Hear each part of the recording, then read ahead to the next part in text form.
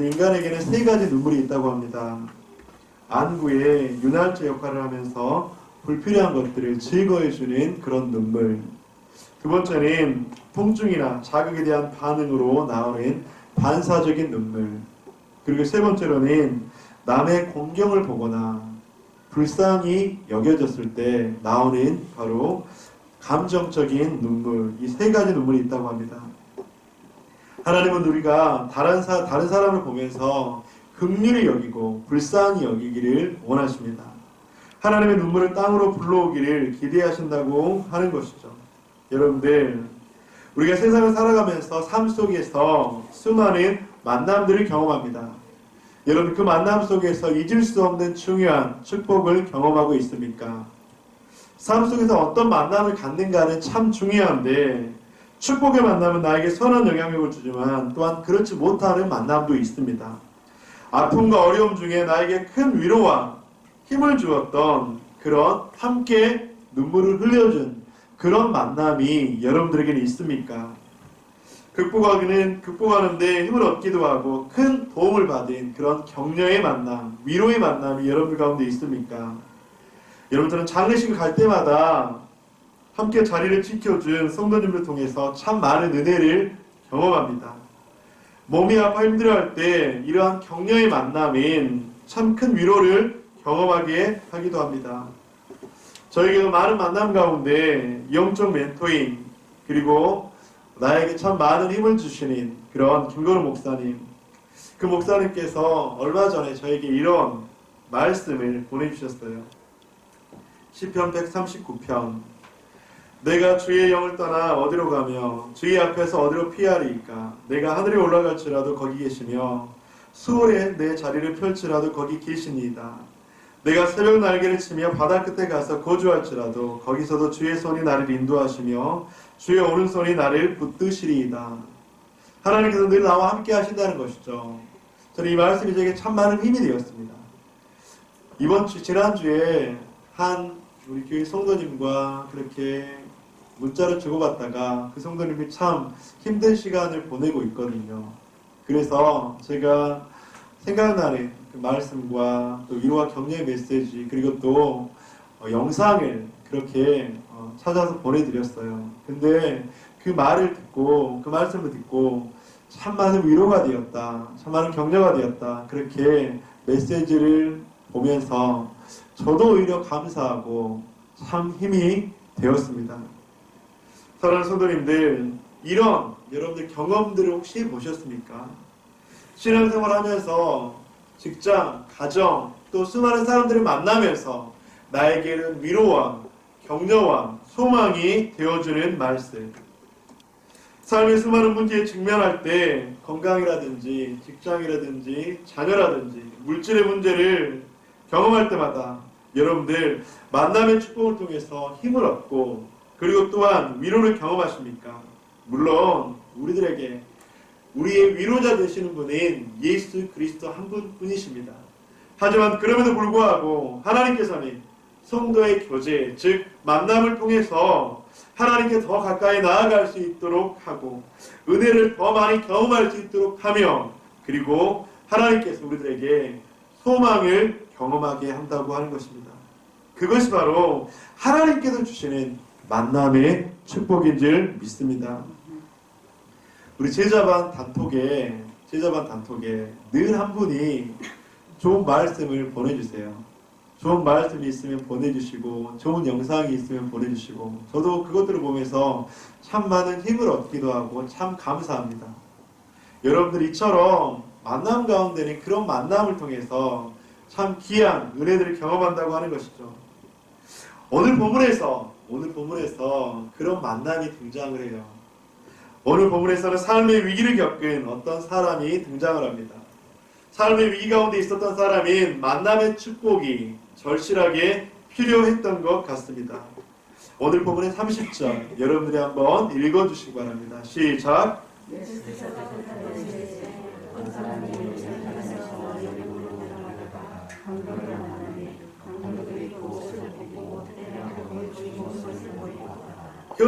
현대어 성경에는 좀 더 구체적으로 이렇게 언급합니다.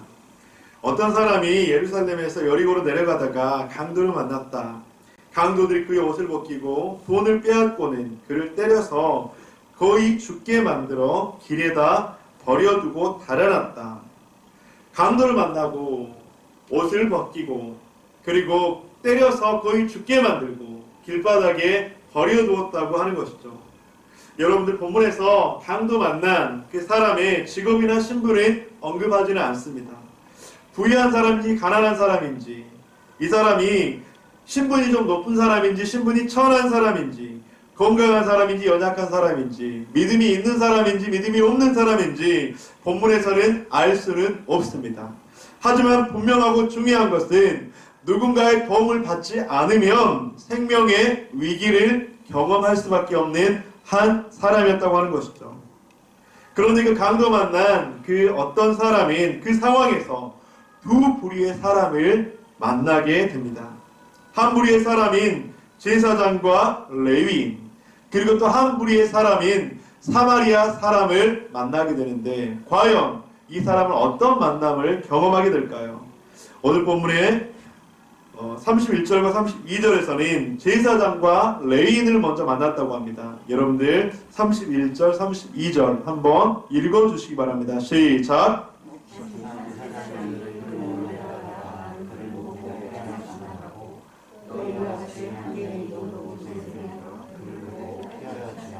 여러분, 레위인과 제사장은 경건하고 그리고 또 의로운 사람으로 당대에는 그렇게 그런 대명사였습니다.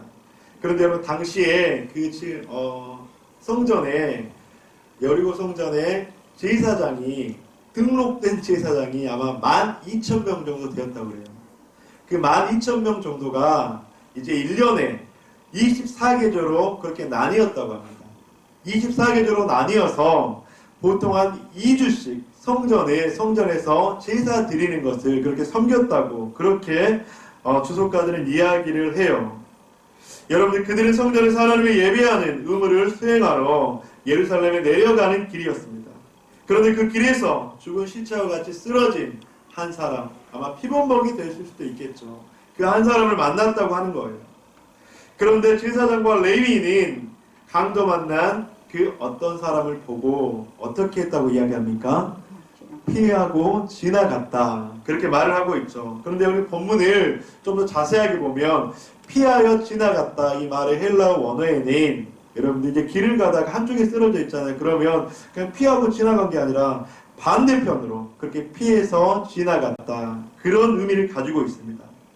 여러분들, 많은 주석가들은 레위인과 제사장이 두려움 때문에 이 강도 만난 어떤 사람을 피하여서 지나갔다고 그렇게 이야기합니다. 그 두려움은 심리적인 두려움이었고 종교적인 두려움이었습니다. 여러분들, 자신도 강도를 만날 수 있다고 하는 그 심리적 두려움, 자신도 부정하게 될 수 있다고 하는 종교적 두려움, 여러분들 한번 생각해 보세요. 한 사람이 강도를 만나서 길에 피범벅이 돼 쓰러져 있습니다. 여러분들, 그 말은 여러분들, 강도가 아직 주위에 있을 수 있다 없다? 있을 수도 있다, 그런 의미잖아요. 그렇다면 여러분들 두렵지 않았겠습니까? 아, 나도 강도를 만날 수 있겠구나, 빨리 이 위기를 벗어나야 되겠다. 또한 여러분들, 종교적인 두려움도 바로 이 제사장과 레위인에게는 있었다고 하는 것이죠. 저는 이 주석가들의 해석을 보면서 한편으로 수긍이 되었습니다. 왜냐하면 예루살렘에서 여리고로 가는 그 거리가 27km 정도 된다고 합니다. 그런데 강도가 자주 출몰하고 험하기로 유명한, 소문이 난 그런 장소였습니다. 그런데 그 길을 지나가는데 의식이 없어 보이는 사람들을 돕는다는 것, 이것은 자신의 생명을 담보로 하는 것이겠죠. 또한 종교적인 이유로도 명분이 분명했습니다. 여러분, 시체를 만지면 부정하게 된다고 레위기 21장에서는 말씀을 하고 있습니다. 경건했던 제사장과 레위인은 죽은 것으로 보이는 그 사람을 피해갈 수밖에 없었던 상황이기도 했습니다. 왜냐하면 여러분, 1년에 딱 2주 정도 섬길 수 있어요. 근데 여러분, 그 시체를 만지면 그 2주 동안 격리돼야 될 수 있거든요. 그러면 어떻게 되겠습니까? 1년이 그냥 물거품으로 그냥 숲으로 돌아간다고 하는 것이죠. 어쩌면 더더욱 그렇게밖에 할 수 없었던 이유가 됐습니다. 여러분, 하지만 그들은 심리적인, 종교적인, 상황적인 두려움 때문에 가장 중요한 것을 놓치고 있었다고 하는 거예요. 바로 율법이라는 명목하에 사랑과 자비를 포기했다고 하는 것이죠. 또한 그들은 율법의 단편적인 부분만 보았다고 하는 것입니다. 이사야 1장 17절 선행을 행함 배우며 정의를 구하며 학대받는 자를 도와주며 고아를 위하여 신원하며 과부를 위하여 변호하라 하셨느니라. 디모데전서 6장 선을 행하고 선한 사업을 많이 하고 나누어 주기를 좋아하며 너그러운 자가 되게 하라. 여러분들 구약의 이사야 선지자 그리고 신약의 사도 바울뿐만 아니라 구약부터 신약까지는 어렵고 힘들고 특별히 누가복음에서는 잃어버린 자들, 고아와 과부와 그리고 연약한 자와 어려운 자를 도우라고 계속적으로 강조를 하고 있어요. 그런데 여러분들 이 레위인과 제사장이 이것을 알았을까요? 몰랐을까요? 알았죠. 이 말씀을 알았을까요? 몰랐을까요? 여러분들 제사장과 레위인은 하나님의 말씀에 탁월한 그런 율법학자들이었습니다. 몰랐을 리가 없죠. 분명히 알았다고 생각합니다. 그런데 만약 그들이 알았다면 여러분들 그걸 말씀을 알았는데 그들이 그렇게밖에 행동할 수 없었던 제사장과 레위인, 저는 여러분들 참 불행하다라는 생각이 들었습니다. 일말의 가책이 있는 경건한 지도자라면, 신앙이 있는 성도라면 두고 온 한 사람 때문에 괴롭지 않았겠습니까? 양심의 가책을 느끼지 않았겠습니까? 그런 의미에서 진리를 알고도 행하지 못했던 그 사람들은 참 불행한 사람들이었구나. 더분께 성도님들은 진리의 말씀을 머리로 율법적으로 이해하지 않기를 주님의 이름으로 간절히 축복합니다. 아멘. 온라인으로 예배하고 있는 우리 더분의 가족들, 우리가 하나님의 그 말씀을 머리로만 율법적으로만 이해하고 알지 않기를 주님의 이름으로 간절히 축복합니다. 진리의 말씀을 듣고 그 말씀이 나의 머리에서 나의 가슴으로 내려오고 그 뜨거워진 가슴이 나의 삶 속에서 행함으로 이어지는 것, 바로 이것이 생명력 있는 그리스도인의 삶이라고 하는 거예요. 그 사람이 바로 자비의 삶이라고 하는 것입니다. 또 한 부류의 사람을 보도록 하겠습니다. 바로 사마리아 사람입니다. 사마리아인은 선택받거나 경건한 사람이 아니라 멸시와 천시의 대상이었습니다. 대명사였습니다.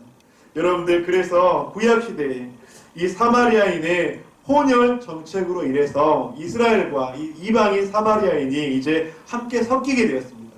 그것을 계기로 여러분들, 유대인들은, 이스라엘 사람들은 이 사마리아 사람을 개, 돼지 취급을 했어요. 여러분, 그걸 어디에서 신약에서 잘 볼 수 있냐면 요한복음에서 보면 사마리아 여인이 물을 길러 가는 것을 볼 수가 있죠. 그런데 그 사마리아 여인이 그 물을 길러 언제 갔죠? 아무도 없는 정오의 시간에 물을 길러 갔어요. 왜 그랬냐면 모든 사람들이 자신을 피했거든요. 사마리아인을 개, 돼지 취급을 했거든요.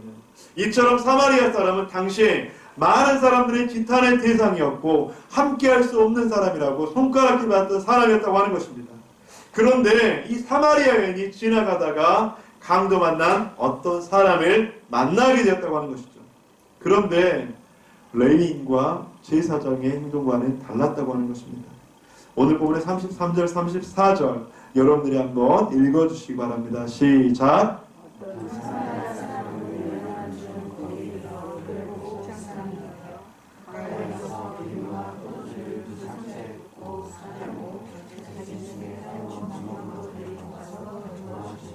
여러분, 현대의 성경에는 조금 더 구체적으로 이렇게 설명하고 있는데, 현대의 성경, 유대 사람에게 멸시를 받는 한 사마리아 사람은 그리고 밤을 새워 그를 간호하였다, 이렇게 구체적으로 언급을 하고 있습니다.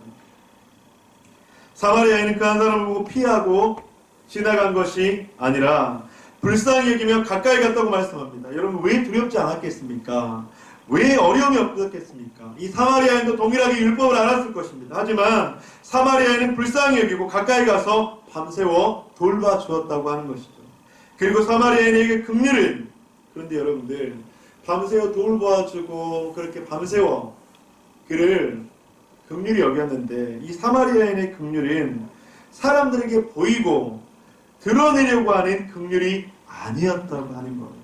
어디서 우리가 그걸 알 수 있냐면 35절의 말씀입니다. 그 이튿날 그가 주막 주인에게 데나리온 2를 내어주며 이르되 이 사람을 돌보아주라. 비용이 더 들면 내가 돌아올 때에 갚으리라 하였으니 사마리아인은 자신이 긍휼을 베풀되 선을 베풀되 자비를 베풀되 할 수 있는 한 최선을 다해서 했다고 하는 것이죠. 그리고 또 말씀으로 보았을 때 절대로 사람에게 보이려고 하지 않았다고 하는 것이죠. 비용이 더 들면 내가 돌아올 때에 갚으리라 하였으니 여러분들 한번 상식적으로 생각해 보세요. 돌아올 때는 누가 받아야 될까요?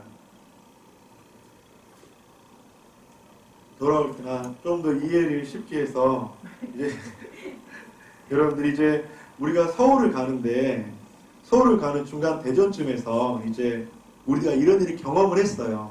그리고 서울을 가서 돌아왔을 때는 여러분들 누가 좀 높임을 받고 누가 받는 것이 정상일까요? 베풀었던 사람? 아니면 받았던 사람? 여러분 그때는 그 사람이 다 나았을 거 아니에요. 나았으면 이제 그 사람이 이제 베풀었던 사람이 갔다가 이제 돌아오면서 이제 받는 게 정상 아니겠습니까, 여러분들? 이 사람이 강도 많은 어떤 사람이 만약에 회복되었다면 회복되고 나서 정상적인 사람이라면 어떤 반응을 했을까요? 그냥 몰래 도망갔을까요? 자기가 강도 만난 것도 알았고 이제 거의 맞아서 이제 버려진 것까지는 아마 기억했을 거예요. 근데 자기가 이제 살아났어요. 만약 살아났다면 이 사람의 정상적인 반응은 무엇일까요? 감사를 표해야겠죠. 누가 나를 구해줬죠? 내가 분명히 강도 만나서 죽기 적절한 전까지는 내가 기억하는데 누가 나를 구해줬죠? 주막에 자기가 누워서 치료를 받고 이제 회복되니까 그렇게 물어보는 것이 정상 아니겠습니까? 그러면서 누가 나를 구해줬죠? 그 사람 혹시 이름을 아십니까? 그 사람이 어떤 사람인지 아십니까? 혹시 연락처를 아세요? 제가 그 사람에게 꼭 찾아가서 그 은혜를 좀 갚고 싶습니다. 후사를 하고 싶습니다. 여러분 이게 정상 아니겠어요, 여러분들? 안 그런가요, 여러분들? 저 같으면 그렇게 할 것 같은데. 하지만 사마리아인은 여러분들 그 사람에게 주막 그 주인에게 자신의 이름이나 주소나 전화가 적힌 명함을 주지 않았어요. 그리고 무엇이라고 얘기했죠? 내가 돌아올 건데 꼭 돌아올 건데 혹시라도 이 사람을 치료하는데 비용이 더 들였으면 내가 그거 꼭 갚겠습니다. 그러니까 최선을 다해서 그렇게 좀 돌봐 주십시오. 사마리아인은 율법을 뛰어넘어 진리이신 하나님의 말씀을 바로 알았습니다. 그래서 누가 알아주지 않고 관심을 끌만한 사건도 아니었지만 그렇게 행했다고 하는 것이죠. 그리스도인들은 때론 바보 같고 순진하고 지고 당하는 쪽이 되어야 합니다. 때로는 내가 드러나지 않더라도 여러분들 나를 칭찬해주지 않고 나에게 많은 것들을 그렇게 이야기해주지 않더라도 우리는 낮아지고 때로는 그렇게 겸손한 모습으로 나아가야 합니다. 그것이 진 것처럼 보이지만 그것은 패배한 것이 아니라 진정한 승리이기 때문입니다. 여러분 우리 교회에서 이제 관리사무소에서 우리 교회를 청소를 해주잖아요. 그런데 이제 할머니가 우리 건물에 청소를 해주시는데 진짜 좀 할 말이 많기는 많아요. 왜냐하면 청소가 거의 잘 안 되거든요. 특별히 화장실 같은 경우는 청소가 너무 안 돼요. 우리는 근데 관리비를 다 주고 화장실밖에 청소를 그렇게 안 해주시거든요. 근데 화장실 청소가 잘 안 되잖아요. 그래서 제가 가끔씩 보면 아이고 어르신 근데 할머니세요. 어르신 수고 많으시죠. 우리 화장실 좀 가끔 좀 신경 좀 더 써주세요. 그렇게 이야기를 해요. 근데 할머니가 그 어르신이 눈이 안 좋은가 봐요. 잘 안 보이시나 봐요. 본인은 진짜 열심히 한대요. 열심히 하시는데 그래서 막 고민하다가 아니 관리사무소에 전화해서 그냥 좀 이렇게 우리 청소하신 어르신을 바꿔야 되나 막 그런 생각까지 들다가도 그건 아니지. 그러면서 이제 그래 어쩔 수 없겠다 그런 생각이 들면서 이제 화장실에 어떤 한 분이 또 때마침 이제 뭐 화장실 청소하는 거하고 이제 화장실 청소하는 그걸 딱 도구를 사다 놨어. 그래 우리가 하면 됐지. 그러면서 남자 화장실 청소하다가 여자 화장실 들어가면 좀 그럴 것 같아서. 근데 그래 여자 화장실 아무도 없는데 들어가면 어때? 그리고 여자 화장실 들어가서 막 청소하고. 여러분 그런데 그러면서 들었던 생각이 제가 뭐 청소를 했다 안 했다 이런 그걸 말씀드리는 게 아니라 좀 손해 볼 수도 있지. 좀 우리가 하고 싶은 말 하고 싶은 이야기 좀 안 하고 좀 손해 볼 수도 있지. 여러분들 그것이 바로 교회 그리스도인의 삶이어야 한다고 하는 것입니다. 오늘 본문의 사마리아인이 그렇게 했거든요. 자기가 드러내지 않고 자기 자신을 드러내지 않고 무엇인가를 받으려고 하지 않고 그렇게 베풀었거든요. 사랑하는 성도님들, 그런데 그것이 증거처럼 보이지만 피부한 것처럼 보이지만 진정한 승리인 줄 믿습니다. 십자가에 예수님이 돌아가시자 군병들과 사람들은 많은 사람들은 손가락질을 했습니다. 하지만 많은 사람들이 패했다고 이야기했지만 그것은 진정한 승리였고 하나님의 영광을 높였다고 하는 것이죠. 진정으로 생명력 있는 그리스도인은 누구입니까? 생명의 만남을 통해 나타나는 열매는 무엇입니까? 저는 사마리아인의 비유를 보면서 여러분 레인과 제사장이 참 불행한 사람들이다. 왜냐하면 알았지만 실천하지 못했잖아요. 여러분들 양심의 가책이 일말이라도 있다면 그 쓰러져서 죽어가고 피범벅이 되는 사람들을 놓고 이렇게 가서 생각이 안 났을까요? 양심의 일말의 가책이 있는 지도자라면 생각이 어찌 안 날 수가 있겠습니까? 합리화를 시켰겠죠. 나는 당연히 그럴 수밖에 없었다. 나는 당연히 성전의 제사를 드리기 위해서 그럴 수밖에 없었다. 그럼에도 불구하고 생각이 나지 않았겠습니까? 여러분들 그것을 알았지만 실천하지 못했던 우리 레위인과 제사장 또한 사마리아인은 여러분들 저는 참 행복한 사람이다. 여러분들 사람은 언제 행복을 느끼며 살까요? 그것은 받을 때가 아니라 줄 때인 줄 믿습니다. 왜냐하면 여러분들 하나님께서 그렇게 디자인을 하셨어요. 하나님께서 우리 인간을 창조하실 때 받을 때 기쁨과 행복이 넘쳐나는 것이 아니라 무엇인가 줄 때 기쁨과 행복이 넘쳐나게 만드셨거든요. 에베소서 2장 10절 우리는 그가 만드신 바라 그리스도 예수 안에서 선한 일을 위하여 지으심을 받은 자니 이 일은 하나님이 전에 예비하사 우리로 그 가운데 행하게 하려 하십니다. 하나님께서 그렇게 예비하셨다, 디자인하셨다고 하는 거예요. 어떻게요? 그리스도 예수 안에서 선한 일을 위하여 그렇게 만드셨다. 근데 이 선한 일은 1차적인 선한 일로 뭐 도덕적으로 윤리적으로 그런 선한 일 이걸 훨씬 더 초월해서 하나님 안에서 하나님의 영광을 위해서 하는 선한 일, 선하신 예수 그리스도를 쫓아가고 닮아가는 일, 그렇게 우리를 만드셨다고 하는 거예요. 그런데 그때 우리 가운데 진정한 행복이 있고 기쁨이 있고 평안이 있고 소망이 있다고 하는 것이죠. 강도받는 자에게 진정한 생명의 만남을 가진 사람은 누구였습니까? 레인과 제사장이 참 불쌍하긴 하지만 그 부류를 통해 생명의 만남은 일어나지 않았습니다. 강도받는 자는 사마리아인을 통해서 진정한 생명을 만났다고 하는 것이죠. 한 사람을 위해서 돕고 돌보고 섬기고 사랑하는 것, 한 영혼을 위해서 말씀에 순종하고 대가를 지불하는 것, 예수님께서 그 영혼을 통해서 생명을 흘려보낼 줄 믿습니다. 사랑하는 성도님들, 우리가 생명력 있는 그리스도인이 되기 위해서 한 사람의 영혼을 돌보고 섬기는 것, 생명력 있는 그리스도인이 되기 위해서 나의 것을, 나의 모습을 기꺼이 드리고 헌신하고 희생할 수 있는 것, 바로 그 긍휼의 마음에서 생명력 있는 예수 그리스도의 삶은 시작되는 줄 믿습니다. 아멘. 아멘. 저는 이번에 우리 혜택되는 우리 6분의 우리 귀한 임직자들이 바로 이런 사마리아인과 같은 그런 섬기는 자들이 되시기를 주님의 이름으로 간절히 축복합니다.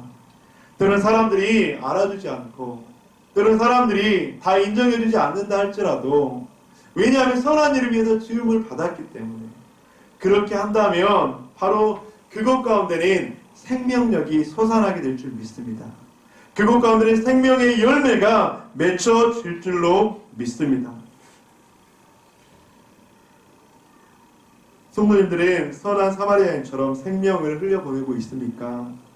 나는 어떤 생명을 흘려보내고 있습니까?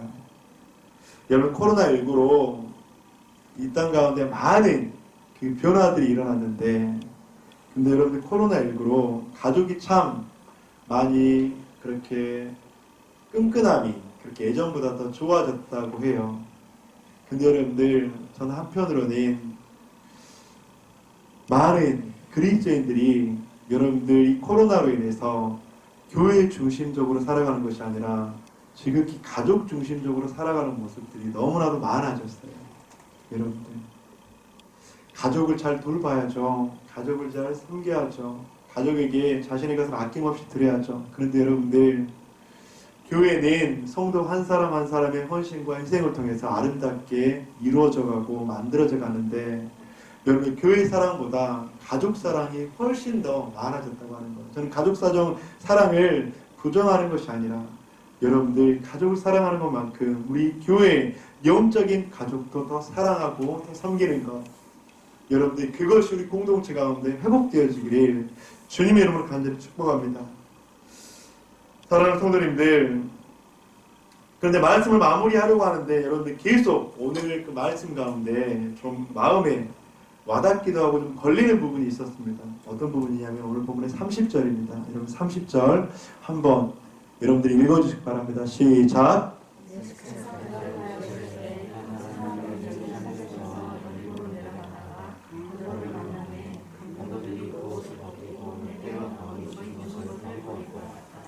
여러분들 아까 설교의 서론 가운데 좀 이야기를 나눴는데 제 안에 계속 궁금증이 해결되지 않았습니다. 여기서 강도 만난 어떤 사람은 과연 누구일까? 어떤 사람이 누구일까?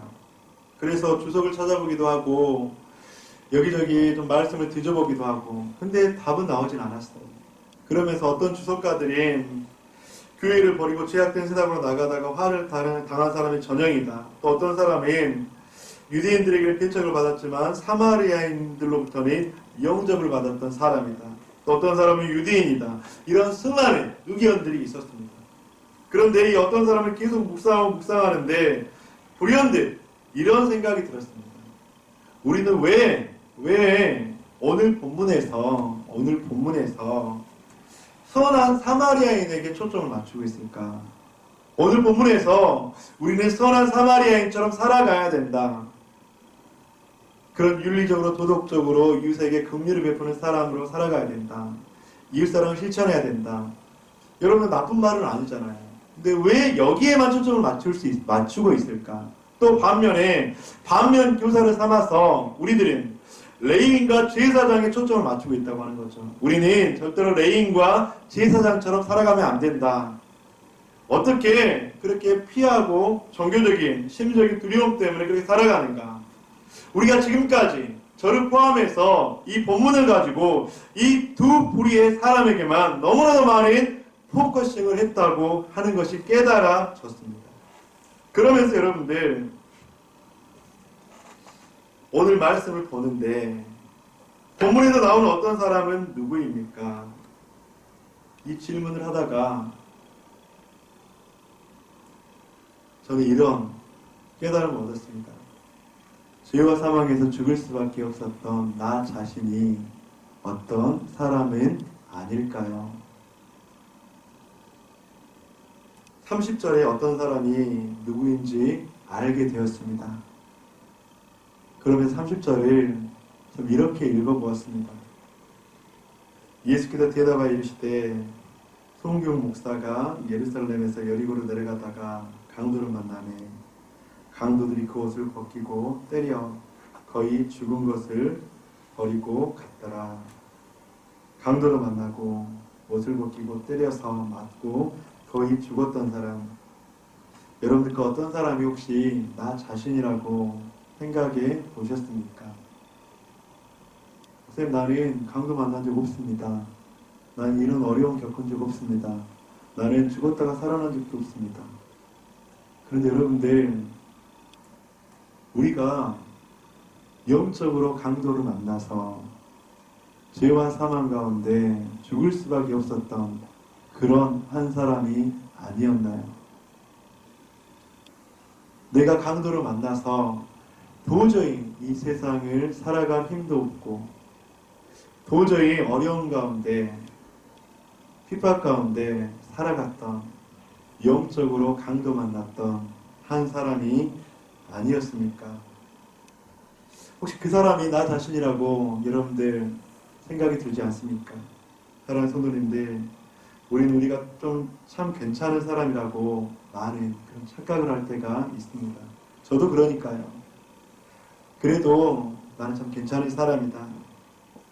선을 행하고 많은 사람들을 베풀고 나누고 헌신하고. 그런데 여러분들, 그것이 우리의 착각일 수도 있습니다. 왜냐하면 우리에게는 여러분들 선한 것이 하나도 없거든요. 우리에게는 선한 것이 하나도 없습니다. 그 어떤 강도나 만난 사람은 바로 우리의 전형적인 모습이라고 하는 것이죠. 그리고 그 선한 사마리아인은 바로 예수 그리스도, 선하신 예수 그리스도, 우리의 소망 되신 예수 그리스도, 우리를 죽은 자 가운데서 살려주셨던 예수 그리스도가 아닐까요? 하나님이 말씀하시는 선은 여러분들 도덕적, 윤리적 기준에 의한 선이 아닙니다. 하나님의 말씀에 순종하는 선, 하나님의 말씀이 들리지 않아도 보이지 않아도 신뢰하는 것, 그것이 바로 선입니다. 복음의 능력, 십자가의 능력을 의지하며 살아가는 것, 그것이 바로 선이라고 하는 것이죠. 여러분들, 오늘 본문에서 선한 사람은 바로 나 자신, 바로 우리들이었다고 하는 것이죠. 그렇게 본문을 보니까 육적으로 강도를 만났다고 생각했던 어떤 사람이 영적으로 강도를 만나 그의 영혼의 옷이 벗겨지고 사단에게 두들겨 맞고 죄와 사망에서 죽어갔던 바로 나의 모습이구나 라고 그렇게 깨달아졌습니다. 사랑하는 성도님들, 우리에게는 선한 것이 하나도 없어요. 우리가 만약 강도 만난 어떤 사람이 아니라면 우리에게는 예수님이 필요가 없어요.